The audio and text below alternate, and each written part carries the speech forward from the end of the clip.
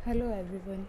आज हम जो बात करने जा रहे हैं वो हम बात करने जा रहे हैं स्ट्रक्चरल एनालिसिस सेकंड का एक टॉपिक है हमारा। कौन सा? स्ट्रक्चरल एनालिसिस सेकंड का हमारा टॉपिक रहता है यूनिट नंबर 5 का। ठीक है, क्या टॉपिक रहता है? Analysis of frame subjected to horizontal forces. मतलब हमें कुछ इस तरीके से फ्रेम्स दी हुई होंगी और उस पर क्या लग रहे होंगे? लेटरल लोड्स लग रहे होंगे। लेटरल लोड्स अगर फ्रेम्स पे लग रहे हैं, मतलब इस तरीके से या इस तरीके से कुछ हमारे लोड लग रहे होंगे, तो यहाँ जो कॉमन जानकारी रहती है ये रहती है कि ये लेटरल लोड्स कौन कौन से हो सकते हैं। सबसे पहले तो देखिए, सबसे जो कॉमन लेटरल लोड रहता है वो रहता है विंड लोड। ठीक है, तो अगर आपके किसी बिल्डिंग फ्रेम पर विंड लोड एक्ट कर रहा है, लेटरल लोड एक्ट कर रहा है, it's an example of lateral load, wind load. इसके अलावा भी लेटरल लोड्स हो सकते हैं। ठीक है, तो ऐसे केसेस में आप फ्रेम्स को कैसे एनालाइज करेंगे? एनालिसिस का मतलब अभी तक हम इसमें कैसे स्लोप और डिफ्लेक्शन निकालते हैं वो सीख चुके हैं कि यहाँ अगर हम लोड लगा रहे हैं तो कितना इसमें किस तरीके से ये डिफ्लेक्ट होता है। ठीक है, किस तरीके से ये डिफ्लेक्ट होता है, कितना इसमें मोमेंट आता है, वो सारी चीज़ें हम निकाल चुके हैं। अब हमारा यहाँ पर जो मेन पॉइंट ऑफ कंसंट्रेशन रहेगा, मतलब फ्रेम्स के एनालिसिस से, वो ये रहेगा कि हम इन लोड्स की वजह से इन मेंबर्स में, मतलब हमारे कॉलम मेंबर्स में और बीम मेंबर्स में कितना मोमेंट आ रहा है या फिर कितना इस पर हमारे हॉरिजॉन्टल शेयर आ रहा है, वो चीज़ें हमें पता करनी है। ठीक है, मतलब बीम पार्ट में कितना मोमेंट आ रहा है, हमारे कॉलम्स में कितना हॉरिजॉन्टल शेयर आ रहा है, वो सारी चीज़ें हमें पता करनी है। तो इसके लिए बेसिकली हम लोग 3 मेथड्स यूज़ करते हैं एनालिसिस ऑफ बिल्डिंग फ्रेम्स के लिए फॉर द हॉरिजॉन्टल फोर्सेस। कौन कौन से मेथड्स यूज़ करते हैं? फर्स्ट हमारा जो मेथड रहता है वो रहता है पोर्टल मेथड। ठीक है, ये सारे मेथड आपके सिलेबस में हैं। पोर्टल मेथड फर्स्ट रहता है, सेकंड रहता है कैंटिलीवर मेथड एंड जो हमारा थर्ड मेथड रहता है वो रहता है फैक्टर मेथड। ठीक है, तो देखिए ये तीनों मेथड की बात हो गई। अब इन तीनों मेथड में एक कॉमन अजम्पशन लिया जाता है और वो कॉमन अजम्पशन क्या है कि हमारा जो लोड लगता है वो कहाँ लगेगा? Load is acting at a joint. मतलब जब भी किसी भी बिल्डिंग फ्रेम पर हमारे जो क्वेश्चंस गिवन होंगे, कोई भी बिल्डिंग फ्रेम वो हो सकती है इस तरीके से, उस पर जो लोड लग रहा है वो हमेशा यहाँ जॉइंट पर लगेगा, यहाँ जॉइंट पर लगेगा, वो लोड यहाँ नहीं लगेगा। ठीक है, सिमिलरली यहाँ नहीं लगेगा।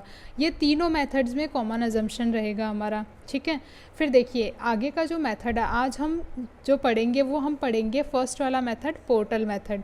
ठीक है, पोर्टल मेथड शुरू करने से पहले देखिए आपको कुछ इस तरीके से क्वेश्चन दिया हुआ होगा। ठीक है, कुछ इस तरीके से आपको क्वेश्चन यहाँ पर गिवन है। अब आपको क्या करना है? इसको सॉल्व करना है। आपको क्या बोला गया है? Analyse the frame by portal method. तो किस तरीके से हम इस फ्रेम को एनालाइज करते हैं देखिए। तो यहाँ सबसे पहले इस मेथड में हमें 2 अजम्पशंस लेने होते हैं और वो अजम्पशंस क्या है? First assumption number first says that जो पॉइंट ऑफ कॉन्ट्राफ्लेक्सर होगा विथ पॉइंट ऑफ कॉन्ट्राफ्लेक्सर जो है वो इनके मिड पॉइंट्स पर लाई करेगा। बीम एंड कॉलम कंपोनेंट्स के मिड पॉइंट पर हमारा जो पॉइंट ऑफ कॉन्ट्राफ्लेक्सर है वो लाई करेगा। ठीक है, तो हमने यहाँ इनके मिड पॉइंट पर कॉन्ट्राफ्लेक्सर पॉइंट्स मार्क कर लिए। ठीक है, फर्स्ट अजम्पशन। ठीक है, फिर आपका जो सेकंड अजम्पशन है वो क्या कहता है कि अगर हमारा एक्सटीरियर कॉलम कोई पी हॉरिजॉन्टल शेयर लेता है, ठीक है, ये भी पी है और ये भी पी है, तो हमारा जो इंटीरियर कॉलम शेयर रजिस्ट करेगा वो कितना होगा? Twice of the external one. मतलब ये दोनों कॉलम हमारे इंटीरियर हैं तो यहाँ दोनों पर हमारा जो शेयर आएगा वो कितना आएगा? 2p आएगा। जबकि हमारी जो एक्सटर्नल कॉलम है वहाँ पर शेयर कितना आएगा? यहाँ पर फिर से p आएगा। ठीक है, ये हमारा सेकेंड अजम्पशन हो गया। देखिए ये सिमिलरली अगर ये तो सेकेंड स्टोरी पे हमने शेयर मार्क कर लिया, इसी तरीके से फर्स्ट स्टोरी पे हम अगर मानते हैं कि यहाँ अगर Q शेयर आ रहा है, ठीक है, एक्सटीरियर कॉलम पर, तो इंटीरियर पर कितना आ जाएगा? 2 Q, ठीक है। सिमिलरली इधर भी कितना आ जाएगा 2Q, और क्योंकि ये एक्सटर्नल कॉलम है यहाँ कितना आ गया Q फिर से, ठीक है। तो ये हमारे दोनों अजम्पशन हो गए। First assumption point of contraflexure will lie at the mid points, ठीक है। सेकेंड अजम्पशन कि इंटीरियर कॉलम जो है वो एक्सटीरियर के कंपेरेटिवली डबल शेयर बियर करते हैं। अब देखो हम सिंप्लीफाई करने के लिए क्या कर लेते हैं, नेमिंग कर लेते हैं स्ट्रक्चर की। सिमिलरली यहाँ वर्टिकल शेयर के लिए कोई बात नहीं कही गई। देखिए वर्टिकल शेयर के लिए यहाँ कुछ भी नहीं बोला गया है, तो हम इसको क्या है अज्यूम अलग अलग करेंगे। जहाँ जैसे यहाँ मान लिया हमने R लग रहा है, यहाँ बोल देते हैं S लग रहा है, फिर यहाँ हम बोल देते हैं कि T शेयर लग रहा है। सिमिलरली हमारे जो ये मेंबर है यहाँ हम बोल देते हैं कि U है। सिमिलरली यहाँ हम बोल देते हैं कि V है, और यहाँ हम क्या बोल देते हैं W, ठीक है। अब बेसिकली हमें करना क्या है पूरे क्वेश्चन में, हमें P Q R S T U V W इनकी वैल्यूज़ हमें फाइंड आउट करनी है। वो हम किस तरीके से फाइंड आउट करेंगे वो देखिए। इससे पहले हम क्या करते हैं, नेमिंग कर लेते हैं। इसे हम बोल देते हैं A B C D E F G H I J K and L। देखिए ये आपको इस तरीके से मिल जाता है। थोड़ा सा क्लमजी हो गया है, आप लोग को स्टेप बाय स्टेप अगर देखेंगे तो क्लियरिटी रहेगी, ठीक है। फिर हमें क्या करना है, हमें हॉरिजॉन्टल शेयर की इक्वेशन लिखनी है। इसको सॉल्व करना हमें शुरू करना है। हॉरिजॉन्टल शेयर की इक्वेशन हम लिखते हैं। हॉरिजॉन्टल शेयर सेकंड स्टोरी के लिए हम पहले लिखते हैं, मतलब first story second story. First story रहेगी हमारी ये, सेकंड स्टोरी रहेगी हमारी ये। तो हम पहले ऊपर वाली स्टोरी के लिए हॉरिजॉन्टल शेयर की इक्वेशन लिखते हैं, ठीक है। तो हमें क्या करना है, summation force in x direction को ज़ीरो करना है इसके लिए, ठीक है। Summation force in x direction को ज़ीरो करना है। अब देखिए यहाँ पर एक्स डायरेक्शन में कौन कौन से फोर्सेस हैं। एक तो ये 50 किलो न्यूटन लग रहा है अगर ऊपर वाली स्टोरी की बात की जाए, फिर ये P लग रहा है, 2P लग रहा है, 2P लग रहा है और फिर P लग रहा है। तो हम यहाँ क्या लिख सकते हैं इक्वेशन में, देखिए 50 किलो न्यूटन आपका यहाँ से लग रहा है, फिर उसके अपोजिट में ये P लग रहा है एक्सटर्नल कॉलम पर, फिर 2P लग रहा है इंटरनल कॉलम पर, फिर से 2P लग रहा है इंटरनल कॉलम पर, और P लग रहा है एक्सटर्नल कॉलम पर, और इक्वल टू 0। अगर हम इसे सॉल्व करते हैं तो हमें P की वैल्यू कितनी मिल जाती है, हमें P की वैल्यू मिल जाती है 8.33 किलो न्यूटन, ठीक है। अब हमने फर्स्ट स्टोरी के लिए सेकंड स्टोरी के लिए हमने अभी इक्वेशन लिखी थी हॉरिजॉन्टल शेयर की। अब हम सेकंड स्टोरी के लिए ग्राउंड स्टोरी के लिए जब हम इक्वेशन लिखते हैं शेयर की तो किस तरीके से लिखेंगे।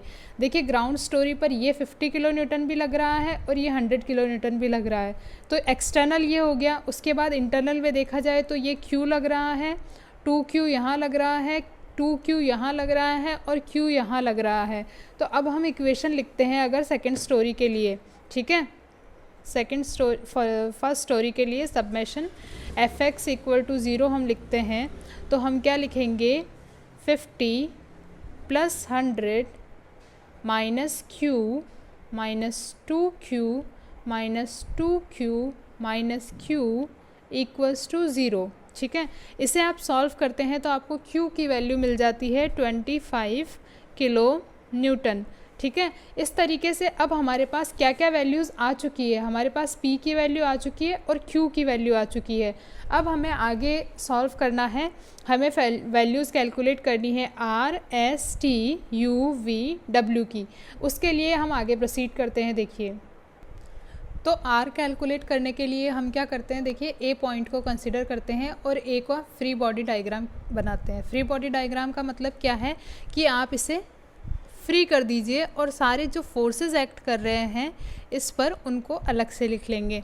तो A पॉइंट को देखिए हम कंसिडर करते हैं, ये हमारा मान लेते हैं A पॉइंट है, तो यहाँ इस तरीके से है और इधर इस तरीके से। यहाँ हमारा लग रहा है ऊपर की तरफ कितना R, ठीक है, और यहाँ हमारा बाहर की तरफ लग रहा है P, ठीक है। अब देखिए ये आपकी जो डिस्टेंस है ये 5 है, तो इसकी हाफ कितनी हो जाएगी, ये हो जाएगी 2.5 मीटर। ठीक है, सिमिलरली ये हमारी कितनी हो जाएगी 2 मीटर। तो अब इसको थोड़ा सा हम बड़ा बना लेते हैं ताकि आपको कन्फ्यूज़न ना हो। हमारे पास जो ए पॉइंट है वो कुछ इस तरीके से है। ए पॉइंट यहाँ हमारा आर फोर्स एक्ट कर रहा है और यहाँ हमारा पी फोर्स एक्ट कर रहा है। ठीक है, यहाँ हमारी जो डिस्टेंस है वो 2.5 मीटर है, 2.5 metre and this is 2 metre. ठीक है, अब हमें क्या करना है, और यहाँ हमारा एक्सटर्नल शेयर लग रहा है 50 किलो न्यूटन। ठीक है, अब हम क्या करते हैं, ए पॉइंट पर हम मोमेंट ले लेते हैं। क्या करते हैं, summation of moment at A equals to 0। ठीक है, अगर हम ऐसा करते हैं तो हमें क्या मिल जाएगा, देखिए सबसे पहले अगर हम आर फोर्स की बात करें तो मोमेंट क्या होता है हमारा, force into perpendicular distance. R की परपेंडिकुलर डिस्टेंस ए से कितनी है, 2.5 मीटर। ठीक है, एंटी क्लॉकवाइज को हम नेगेटिव मान लेते हैं। ठीक है, क्योंकि ये देखिए किस तरीके से रोटेट करने की कोशिश करेगा, ये कुछ इस तरीके से रोटेट करने की कोशिश करेगा इसे, ये एंटी क्लॉकवाइज हो गया। फिर हम बात करते हैं अगर पी फोर्स की, तो पी फोर्स इसे किस डायरेक्शन में रोटेट करने की कोशिश करेगा, पी इसे रोटेट करने की कोशिश करेगा क्लॉकवाइज डायरेक्शन में, तो हमने पॉजिटिव लिख दिया इंटू पी। अब हमें मोमेंट लिखना है तो पी इंटू परपेंडिकुलर डिस्टेंस कितनी है, 2। ठीक है, उसके बाद हमारा 50 किलो न्यूटन बचता है, तो ये 50 किलो न्यूटन ए पॉइंट पर ही एक्ट कर रहा है, तो इसकी वजह से कोई भी मोमेंट यहाँ पर आएगा नहीं, तो हम इसको क्या कर देंगे, इक्वल टू 0 कर देंगे, क्योंकि P की वैल्यू हम पहले कैलकुलेट कर चुके हैं। हमारे पास P की वैल्यू आई थी 8.33। अगर हम वैल्यू सब्स्टिट्यूशन करके सॉल्व करते हैं इसे, तो हमें R की वैल्यू यहाँ से मिल जाती है 6.66 किलो न्यूटन। ठीक है, ये हमें मिल गई R की वैल्यू। फिर हम बात करते हैं, देखिए R की वैल्यू हमें मिल गई, अब हमें कैलकुलेट करना है S और T की वैल्यू। तो S की वैल्यू कैलकुलेट करने के लिए हम क्या करते हैं, B जॉइंट को कंसिडर करते हैं। अब हम क्या करेंगे, B जॉइंट को कंसिडर करेंगे, तो देखिए यहाँ कौन कौन सा फोर्स लग रहा है, डाउनवर्ड डायरेक्शन में R, अपवर्ड डायरेक्शन में S एंड लेफ्टवर्ड डायरेक्शन में 2P। ठीक है, इसका हम फ्री बॉडी डायग्राम बनाते हैं यहाँ पर कुछ इस तरीके से। देखिए ये हमने इस तरीके से लिया है, ये यहाँ हमारा B पॉइंट है, इस तरफ हमारा एक्ट कर रहा है S फोर्स, शेयर जो है हमारा इंटरनल, यहाँ एक्ट कर रहा है R, और कुछ इस तरीके से यहाँ एक्ट कर रहा है 2P। इसके डिस्टेंस है 2 मीटर, इधर है 2.5 मीटर, इधर है 2.5 मीटर। प्रीवियस कॉन्सेप्ट से ही, कोई नया कॉन्सेप्ट नहीं लगाया हमने यहाँ। अब देखिए, अब हम क्या करते हैं, summation of moment eight B की वैल्यू सब्स्टिट्यूट 0 कर देते हैं इसको, क्योंकि यहाँ जॉइंट पर मोमेंट कितना होगा, 0 होगा। अब देखिए मोमेंट की इक्वेशन लिखते हैं, वही हमने क्या करना है, एंटी क्लॉकवाइज को नेगेटिव मान लेना है, तो ये किस तरफ प्रोड्यूस करेगा, एंटी क्लॉकवाइज। अगर इसकी बात की जाए आर फोर्स की, ये भी एंटी क्लॉकवाइज, जबकि 2P क्या करेगा, क्लॉकवाइज। अब हम इक्वेशन लिखते हैं, तो minus S into 2.5 minus R into 2.5 plus हमारे पास कितना आ जाएगा, 2P इंटू 2 इक्वल टू 0। अब देखिए हमारे पास P की वैल्यू है कितनी है, 8.33, यहाँ हमने सब्स्टिट्यूट की थी।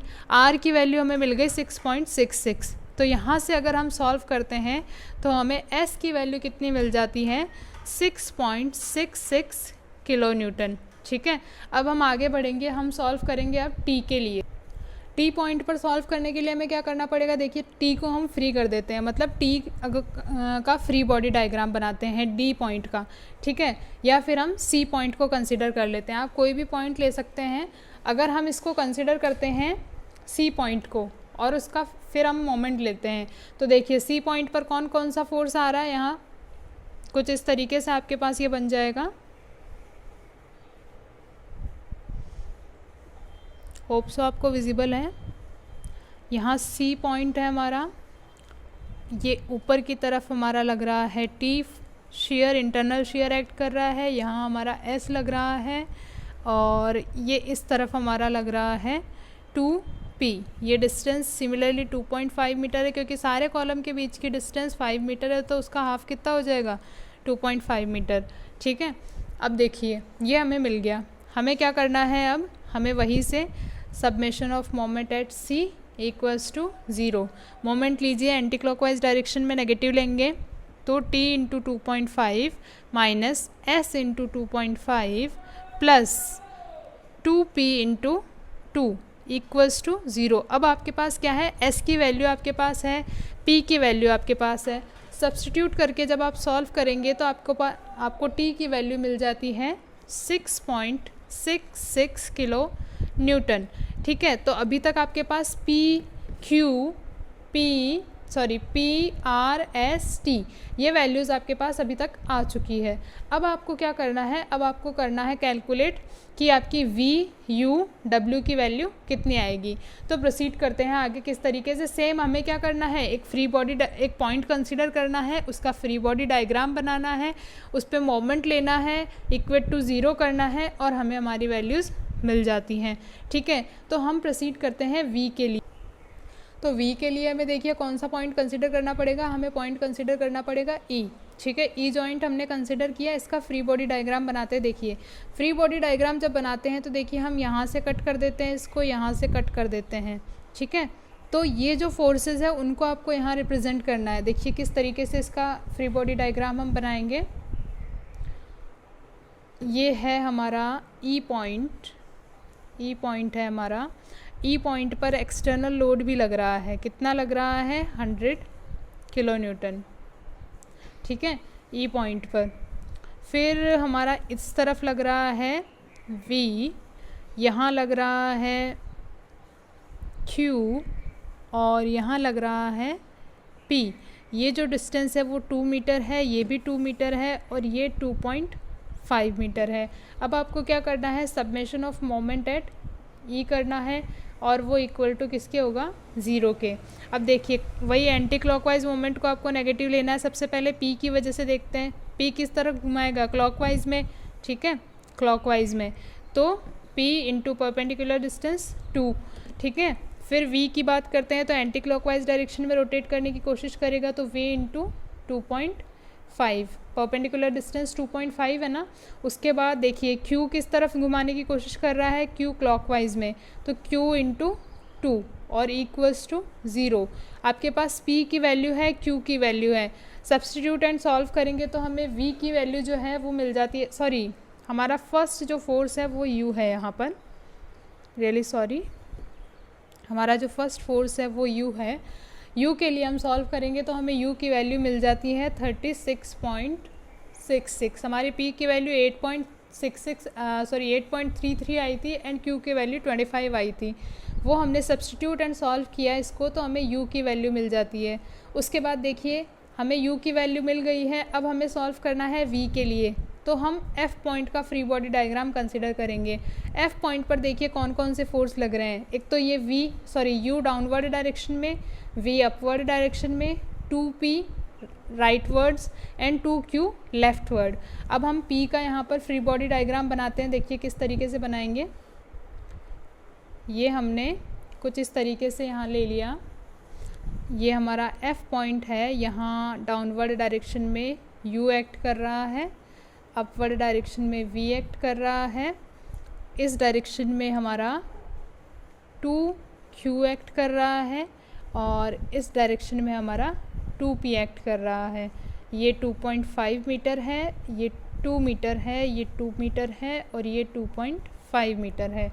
अब देखिए हमें क्या करना है, summation of moment at F point equals to 0। ठीक है, इसे हम सॉल्व करते हैं। देखिए सबसे पहले 2P को लेते हैं। 2P किस तरफ रोटेट कर रहा है, क्लॉकवाइज में, डिस्टेंस कितनी है 2। फिर V को लेते हैं, किस डायरेक्शन में कर रहा है, एंटी क्लॉकवाइज में, तो नेगेटिव, इनटू डिस्टेंस कितनी है 2.5 मीटर। ठीक है, उसके बाद 2Q को देखते हैं, ये भी किस डायरेक्शन में रोटेट कर रहा है, क्लॉकवाइज में, तो 2Q इंटू 2। फिर देखते हैं U किस तरफ रोटेट कर रहा है, एंटी क्लॉकवाइज में, है ना, ये क्लॉकवाइज में था। U हमारा एंटी क्लॉकवाइज में कर रहा है, इंटू 2.5 इक्वल्स टू 0। जब आप इसे सॉल्व करते हैं, P की वैल्यू 8.33, Q की वैल्यू 25, U की वैल्यू अभी आपको मिली है 36.66, तो आपको V की वैल्यू यहाँ से मिल जाती है कितनी, V की वैल्यू आपको मिल जाती है 36.66 किलो न्यूटन। अब हमारे पास केवल एक ही चीज़ बची है, कौन सा बचा है हमारे पास, W। W किस तरीके से कैलकुलेट करते हैं, देखिए उसके लिए हमें कहाँ पर मोमेंट लेना होगा, हमें H पॉइंट का G पॉइंट का हमें फ्री बॉडी डायग्राम बनाना है। उसमें सिमिलरली 4 फोर्सेस आएंगे, V in downward direction, W in upward direction, 2Q in the rightward direction, leftward direction and 2P in the rightward direction. सबसे पहले हम FBD बनाते हैं इसका। देखिए कुछ इस तरीके से हमारा FBD बनेगा। इधर W लग रहा है अपवर्ड डायरेक्शन में, यहाँ डाउनवर्ड डायरेक्शन में V लग रहा है फोर्स, और यहाँ पर हमारा लग रहा है 2Q, और यहाँ हमारा लग रहा है 2P। डिस्टेंसेस वही हैं आपको जो हर बार बताइए, 2.5 सब मीटर में है, ठीक है। अब हम क्या करते हैं, submission of moment eight G point हम लोग लेते हैं। अब हमें यहाँ कैलकुलेट क्या करना है, W की वैल्यू। तो देखिए एंटी क्लॉकवाइज नेगेटिव लेंगे, 2P किस डायरेक्शन में रोटेट कर रहा है, क्लॉकवाइज में, तो 2P इंटू 2। W की बात करें तो एंटी क्लॉकवाइज डायरेक्शन में W इंटू 2.5। सिमिलरली अगर हम बात करें 2Q की, तो वो पॉजिटिव डायरेक्शन में कर रहा है इंटू 2 रोटेशन। एंड फिर V की बात करें तो V एंटी क्लॉकवाइज डायरेक्शन में रोटेट कर रहा है, तो ये इक्वल्स टू 0। अब देखिए 2P की वैल्यू आपके पास है 8.33, Q की वैल्यू है 25, V की वैल्यू आपको मिल गई थी 36.66। आप सारा सब्स्टिट्यूट एंड सॉल्व करेंगे तो आपको W की वैल्यू जो है वो मिल जाती है 36.66 किलो न्यूटन। इस तरीके से हमें P Q R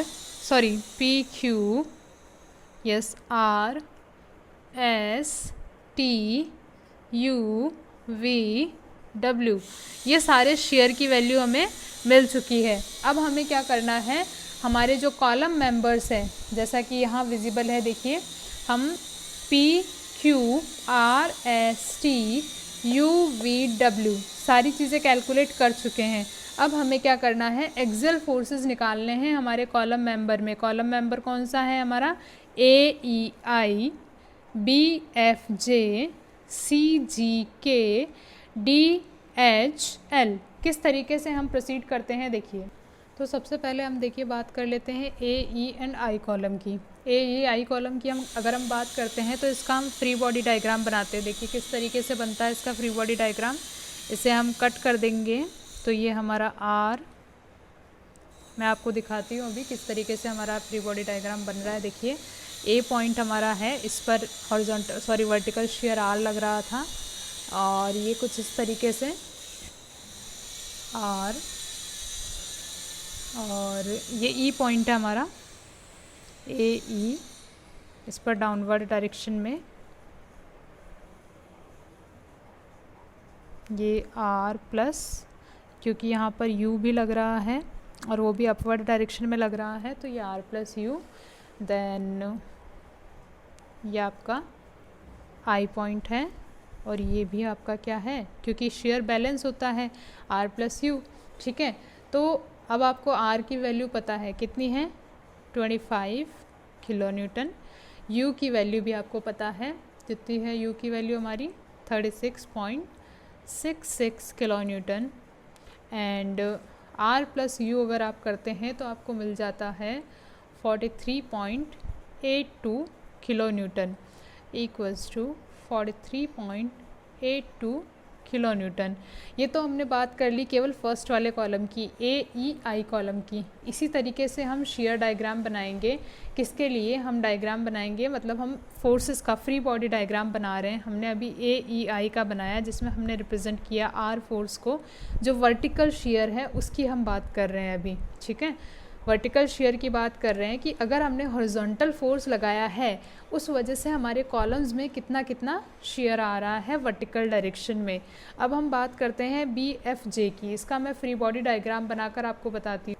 देखिए कुछ इस तरीके से आपको BFJ एंड सी जी के फ्री बॉडी डायग्राम देखने को मिल जाते हैं।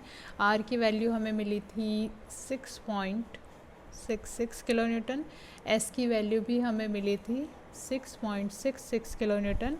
तो आप जब इसका फ्री बॉडी डायग्राम बनाते हैं तो आपको कुछ इस तरीके से मिलती है। वी की वैल्यू हमें मिली थी 30, वी और यू दोनों की वैल्यू हमें मिली थी 36.66। तो आपको यहाँ भी ज़ीरो मिल जाता है, यहाँ भी ज़ीरो मिल जाता है। इसी तरीके से अगर हम बात करते हैं, देखिए आप इसको किस तरीके से रिलेट कर सकते हैं। हमने बीच में से काटा है इसको, तो ये हमने इस तरीके से जो रिप्रेजेंट किया हुआ था ना शेयर, वो देखिए किस तरीके से इसमें डिस्ट्रीब्यूट होता है, किस तरीके से उसका रिप्रेजेंटेशन रहता है। होप सो आपको समझ में आ रहा होगा।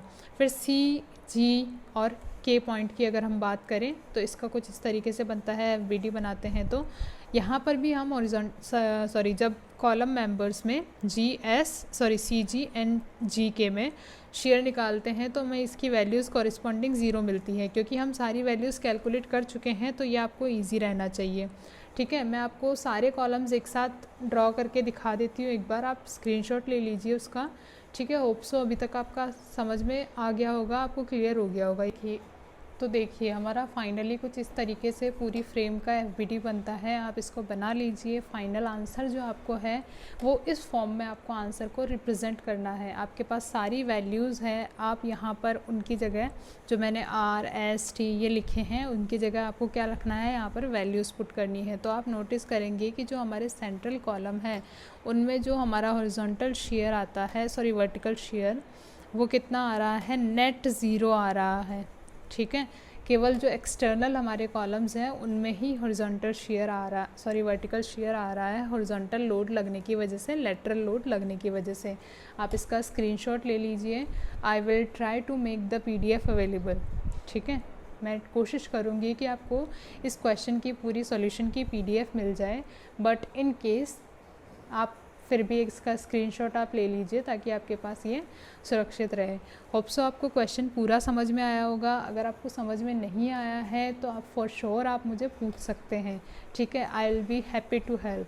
इसके बाद हम अगले वीडियो में जो है वो डिस्कस करेंगे कैंटिलीवर मेथड। ठीक है, और उसके बाद हम फैक्टर मेथड पे बात करेंगे। Thank you so much.